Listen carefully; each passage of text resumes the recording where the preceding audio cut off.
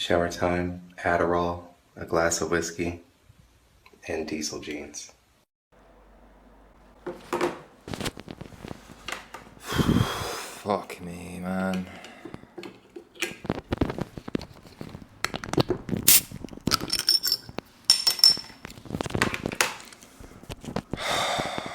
That was a fucking journey and a half to get here.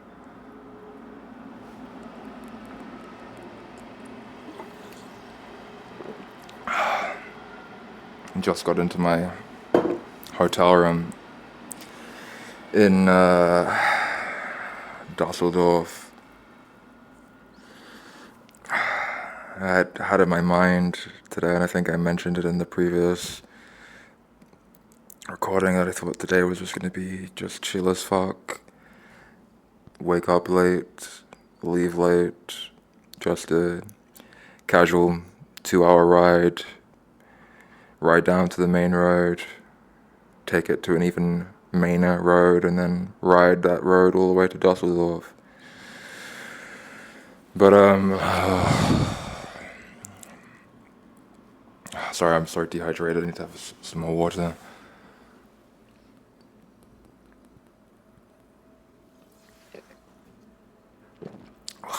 Sparkling water that they give you here. So you can. It's difficult to down sparkling water. My brain is just like dead right now, like fried. I think I'm like slightly like hypoglycemic as well. I didn't eat anything like on this whole journey here, which has been, well, we'll get to it.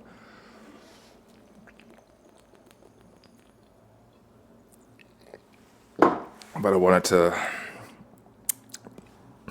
convey the full grimness of this experience, so that's why I'm hastening to record. So the problem arose when I realized, when I got to this so-called Mainer Road, right, aforementioned Mainer Road. Turns out that it was like a major highway, and you can't ride bikes on major highways. I mean, you can. I've done it before, but it's just it's so stressful, and everyone is just constantly blaring their horns at you, and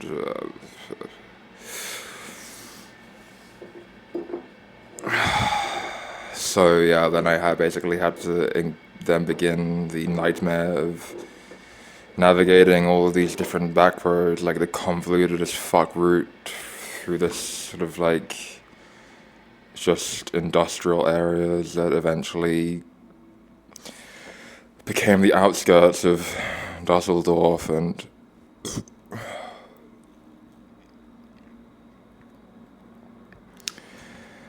the cherry on the top of all of this, I mean, I don't know if it's even the cherry, I think it's really just an integral part of this misery of this journey to get here, which, by the way, would take like 3.5, I think, almost 4 hours.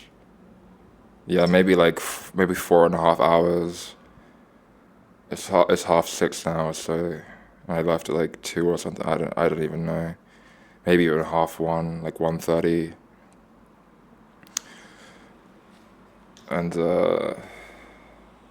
yeah, the fucking hell.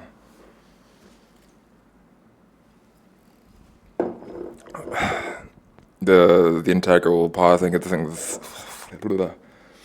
thing that's made this so much more excruciating, or just the thing I think that's made this excruciating, is the fact that today was the day that the amphetamines ran out. So I'm in the acute withdrawal phase of, I guess, moderate amphetamine addiction, like physical dependency, right? Dependency. We'll go with that. It sounds more nice, right? It minimizes the reality.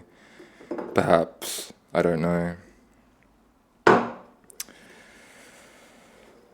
And yeah, I mean, you can really like conceive of a worse time to go into amphetamine withdrawal. There's never really a good time, I suppose, to withdraw from drugs or any kind of addiction, at least psychologically. But yeah, physically, an addiction that affects you physically, especially one of like amphetamines, right? It's actually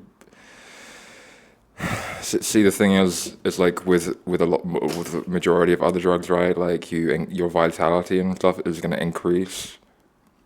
Everything's going to become better for you, like after withdrawing from the drug and during the process, I suppose, of withdrawing. Like you're on this ascent, essentially, maybe like a you know or not, I don't know. But with amphetamines, it's the complete opposite. Like everything gets worse, and it kind of even after the acute withdrawal phase is worse, right? You're less functional, less capable, less optimized, less actualized. And yeah, this the thing I've been realizing on this ride is like,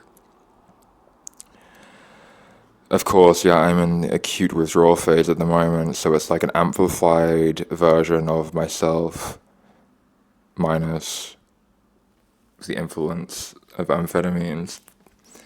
But nonetheless, it's myself without amphetamines, and I remember very clearly now why I started to take them and why I persisted with taking them for so long.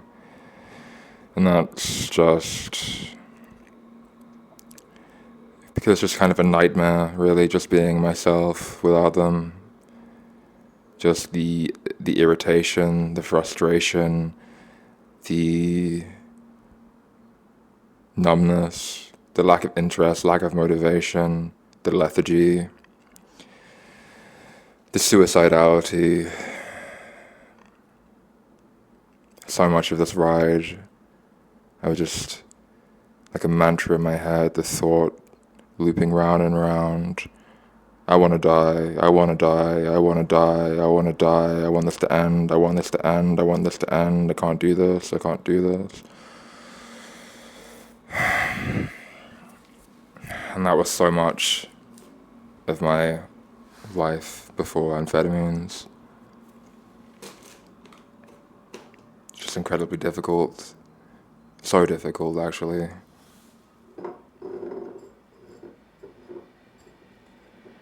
And there's this very flat feeling.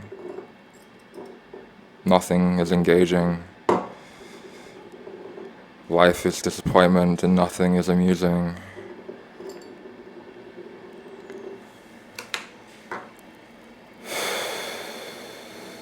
And it really makes me question, like,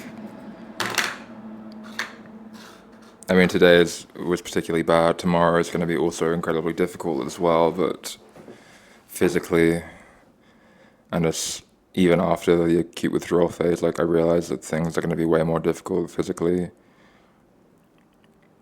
in terms of doing this, at least, right? The monotony is so much more monotonous of just pedaling or walking for hours and hours and hours and hours. On amphetamines, it's almost interesting, satisfying, feel like something's being accomplished.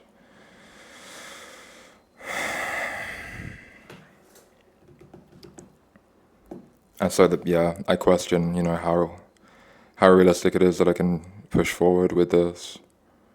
Of course, I mean, nothing is really gained either way, right? By pushing forwards or by not pushing forwards. I just kind of despair, though, at the reality of having to abandon something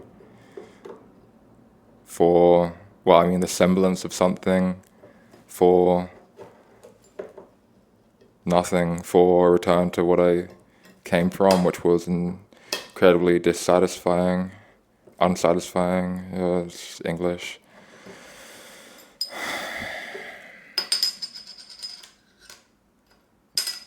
But yeah, I mean, of course, if I abandon this, right, and return to my life where I was before this, I can begin taking amphetamines again.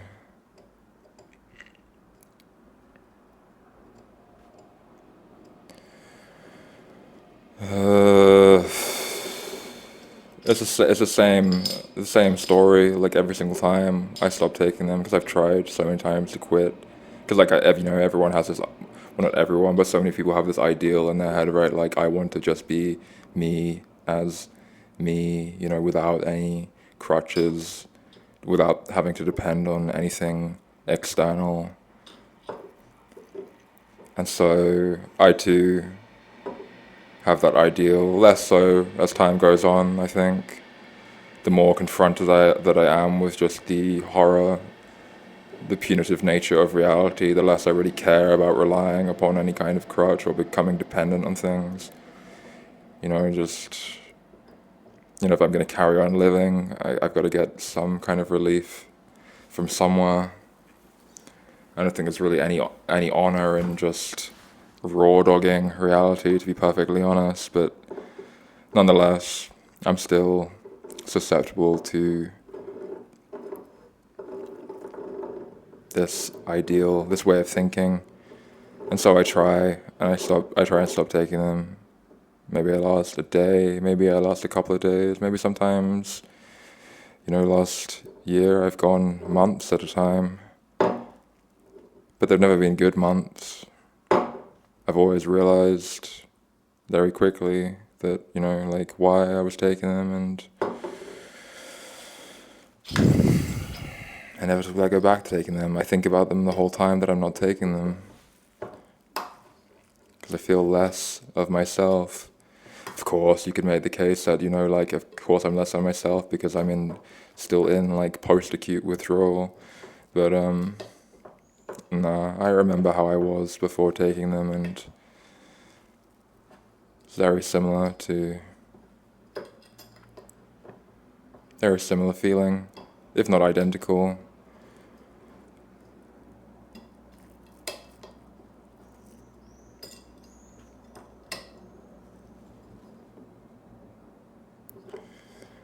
So I don't know, I have this fucking room now, and I get to have a shower, and I still have to go out and find some fucking food somewhere. I hope I don't have to go too far to find a grocery store, because I really just feel like I'm about to die. I have to wash clothes and stuff as well. There's just no rest. It's a full-time job living. Full-time job living. Oh shit, and yeah, another thing, that could derail or at least just change things, right? Change things of the particulars of this trip, how it unfolds, and so on. I'm just so I just can't I can't think clearly right now. My body just isn't. It's so hard to move. Everything feels like just lifting a huge boulder or something just to move my arm or something. And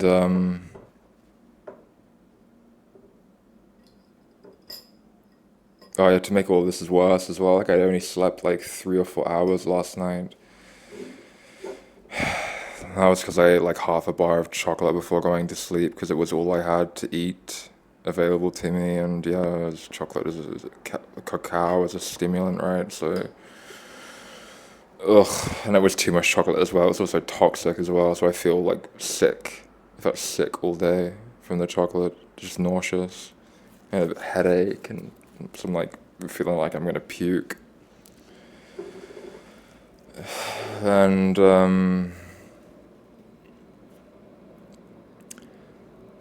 so I get here feeling like this, right? I finally get my key, check in, whatever.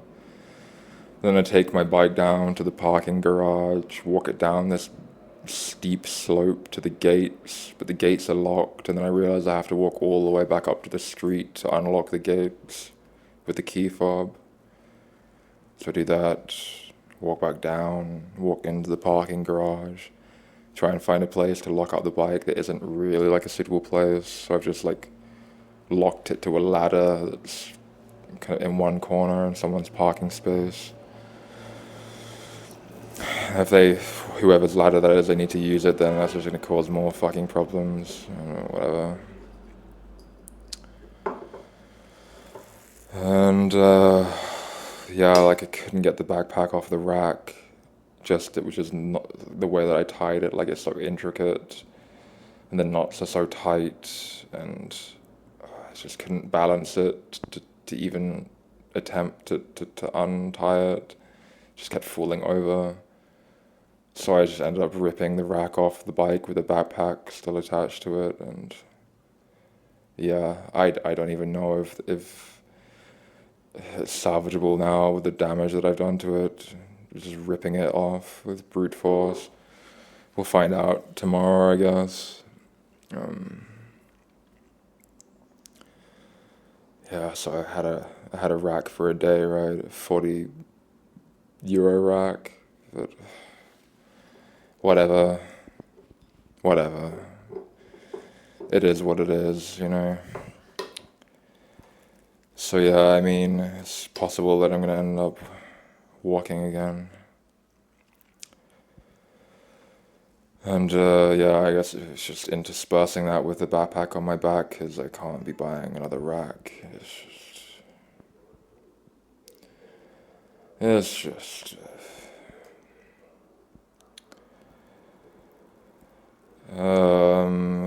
I need more water. I'm so dehydrated right now. I feel like I'm about to pass out. I would, ideally, I would like another night here. I might try and figure out if I can do that somehow. I might just take the hit financially because, like, I need to recuperate. If I had amphetamines, I wouldn't feel the need to do that. I would feel so much more sprightly right now, but, like I'm.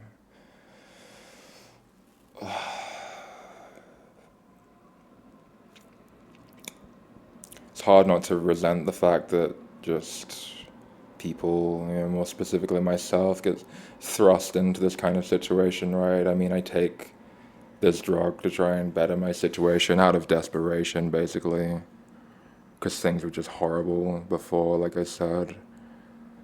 And then, there are problems with taking it also. And then you try and stop taking it, and your problems get even more large.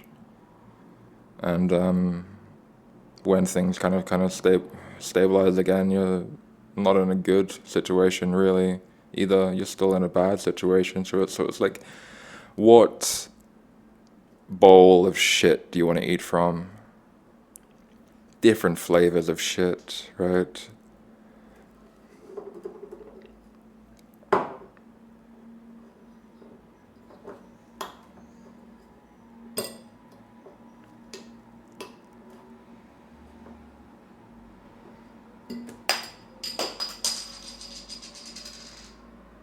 If anything, like, the way life is, it just makes me want to become, like, an actual drug addict, to be honest, right? At least get some kind of thrills before inevitably succumbing to like mortality anyway, right? I don't even know. What is the incentive to strive to try and better oneself when it's so, even then, just, at least for me, this has been my experience, just painful, unsatisfactory.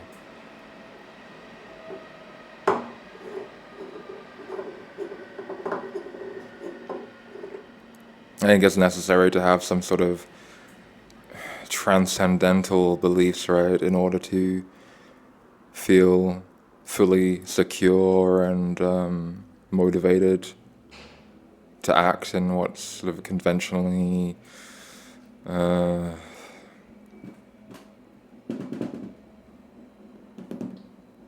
a conventionally good way, right, to live a sober, healthy, active life. You have to be, I don't know, maybe deluded in some way, or just have like this be very fortunate to have this very sort of neurochemical makeup, right? yeah, neurochemical makeup, optimal environmental factors for during one's formative years, right? And the two sort of, there's a reciprocal relationship or something like this, right? The two basically, there's an interaction between the two. One fosters the other, vice versa. I think this is what's called the Matthew effect, right? To he who has, more shall be given, and to he who has not, more shall be taken, or all shall be taken, actually.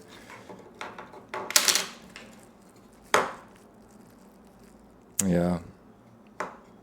It's kind of been my experience.